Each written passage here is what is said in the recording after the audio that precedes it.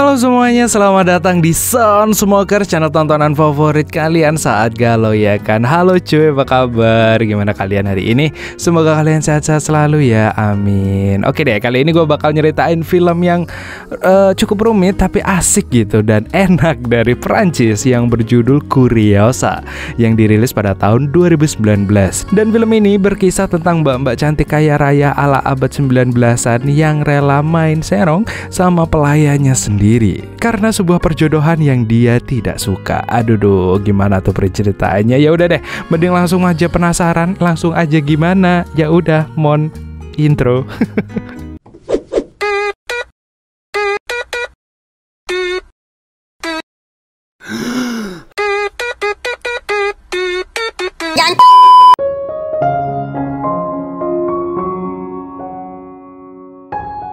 Kisah akan berfokus kepada sepasang muda-mudi. Si wanita cantik ini bernama Mary. Ia adalah seorang gadis yang merupakan anak dari janda kaya. Sementara si pria bernama Pierre yang berprofesi sebagai fotografer amatir. Mereka yang ingin beradu seruduk tiba-tiba dipergoki ibu Mary.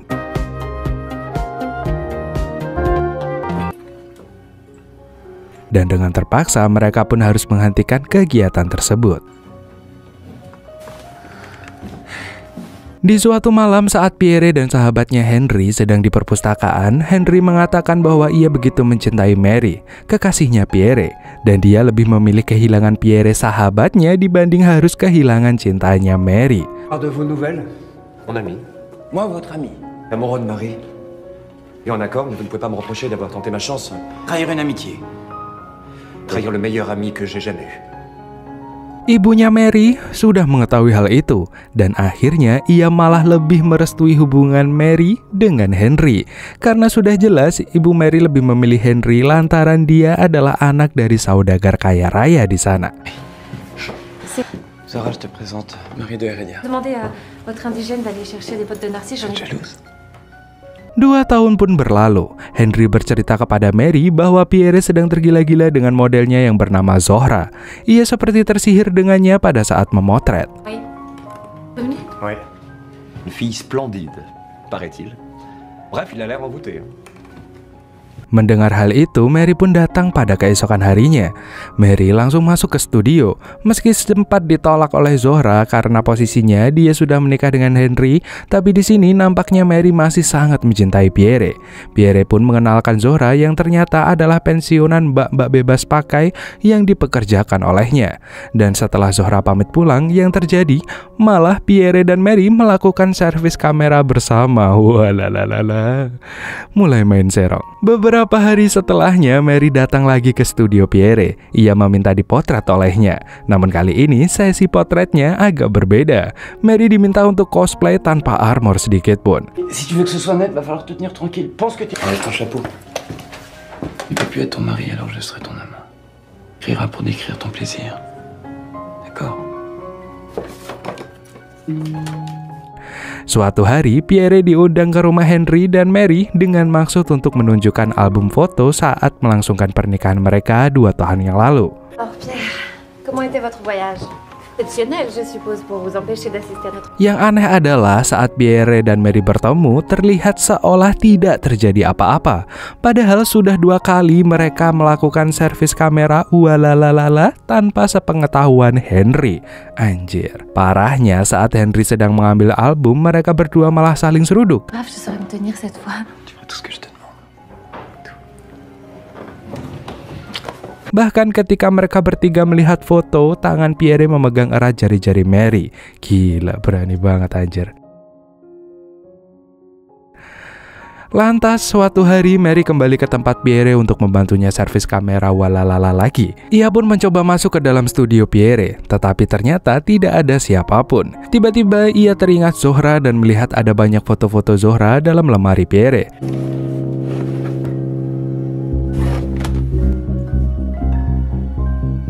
Bahkan ada foto Zohra yang sedang bersama Pierre, di mana hal tersebut jelas membuat Mary cemburu. Namun pada esoknya tetap saja saat Mary bertemu dengan Pierre, mereka langsung melakukan sesi pemotretan dan ditutup dengan servis kamera rutin agar badan sehat, kuat, dan tahan lama. Malamnya, Mary pun pergi menghadiri acara pernikahan teman Henry bersama adiknya. Tetapi sesaat langkah Mary berhenti begitu melihat Pierre bersama Zohra dengan pakaian yang begitu gemesin. Mary pun mengatakan pada Henry kalau ia nggak enak badan. Padahal di sini kita tahu bahwa Mary sudah pasti cemburu dan nggak bisa melihat kebersamaan Pierre bersama Zohra.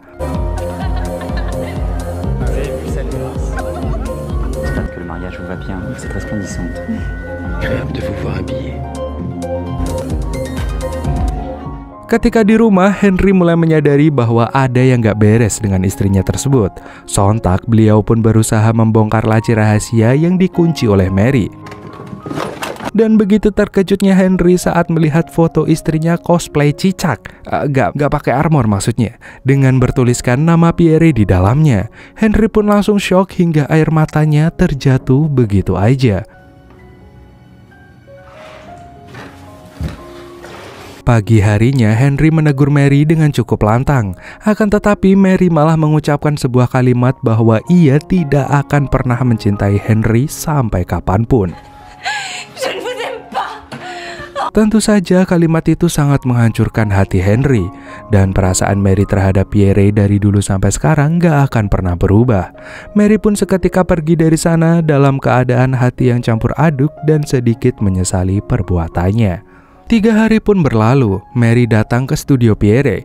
Ia masuk secara diam-diam dengan niatan ingin memberikan kejutan. Namun ternyata Pierre sedang melakukan sesi pemotretan dengan Zohra tanpa menggunakan penutup bumper depan, sembari melakukan sebuah tarian yang membuat airbagnya bergerak liar ke sana kemari. Dan karena nggak kuat menahan rasa cemburu, Mary pun akhirnya pergi meninggalkan studionya Pierre.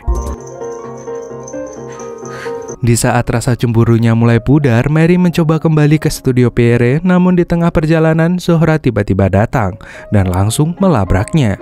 Zohra mengatakan bahwa ia juga memiliki rasa kepada Pierre, karena Pierre lah yang telah menyelamatkan dia dari masa lalunya dan kejamnya dunia wanita malam.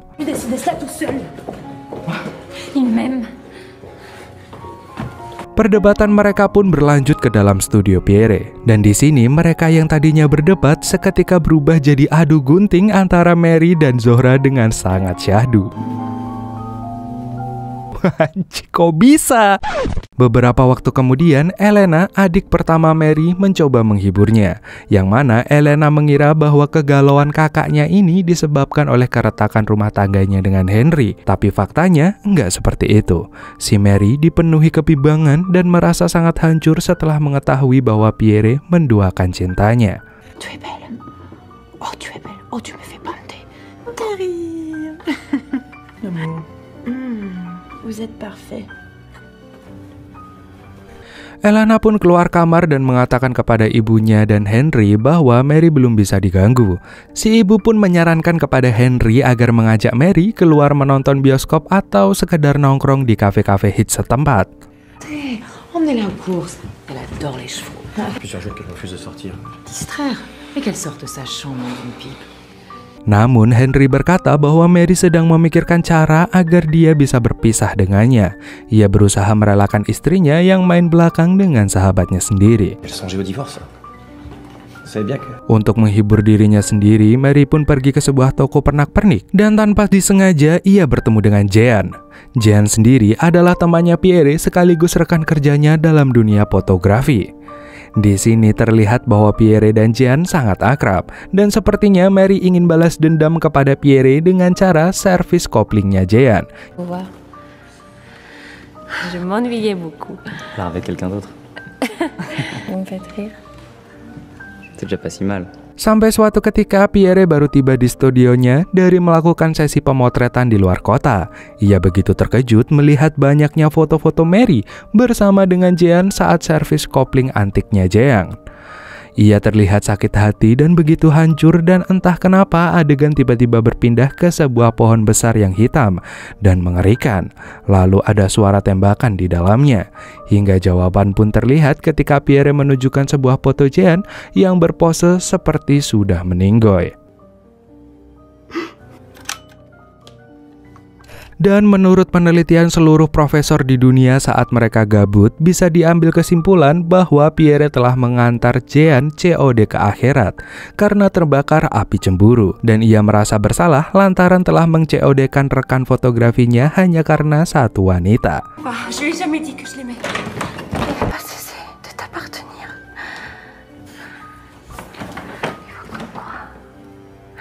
Di sisi lain terlihat si ibu sedang menasehati anaknya Mary yang ternyata telah mengandung anak yang entah siapa bapaknya. Kayak kucing anjir. Dan di sini ibunya juga belum menyadari bahwa anaknya sudah melakukan kegiatan perbengkelan bersama banyak pria. Que tu me crois, bien sûr. Ta petite la vie va être merveilleuse, crois-moi. Dis-tu que ce petit tigre qui bondit en moi, prudence que nous ayons faite avant votre départ.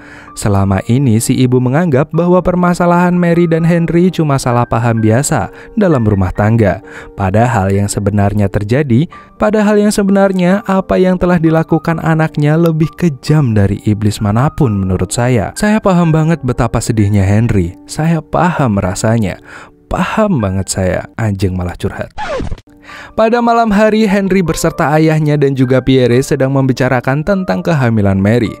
Pierre pun terlihat kaget mendengarnya. Henry yang sadar bahwa anak yang dikandung Mary adalah anak Pierre langsung meminta Pierre untuk jadi ayah baptis dari anaknya. Dan juga ia meminta izin kepada Pierre untuk menamai anaknya sama dengan nama Pierre. Votre femme? Non, il s'agit de Marie. Un enfant. Fils, vous vous rendez compte? Garçon, parce que les filles causent beaucoup d'embarras. Voyons si vous nous feriez l'honneur d'être le parrain. On l'appelait Pierre. Singkat cerita, sang anak yang dikandung Mary pun telah datang ke dunia. Sesuai janji Henry, ia memberi nama anaknya Pierre. Di sini Henry beserta Mary dan anaknya bertemu dengan Pierre. Dan yang bikin hati saya ikut hancur adalah pas digendong, anaknya terlihat begitu tenang dan memanggil Pierre dengan sebutan Papa. Gak cukup sampai di situ, Henry dan Pierre pun pergi ke studionya Pierre. Tetapi Henry bukannya masuk ke dalam studionya, melainkan menunggu di kamar sebelahnya. Hingga tak lama Mary datang dan seketika itu juga Pierre dan Mary melakukan kegiatan perbengkelan dengan semangat yang membara, sembari didengarkan oleh Henry dari kamar sebelah. Terlihat Henry meneteskan air matanya saat mendengar suara yang tidak pernah dia dengar selama ini dari mulut istrinya sendiri. Jujur saya nggak habis pikir sama Henry. Ya mungkin kalau ada penghargaan pria paling sabar di dunia, Henry lah yang pantas memenangkannya.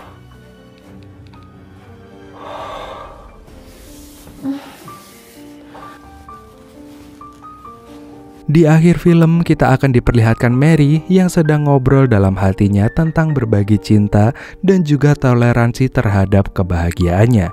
Atau lebih jelasnya, ia bahagia punya suami yang bisa menerima semua kekurangan dari dirinya.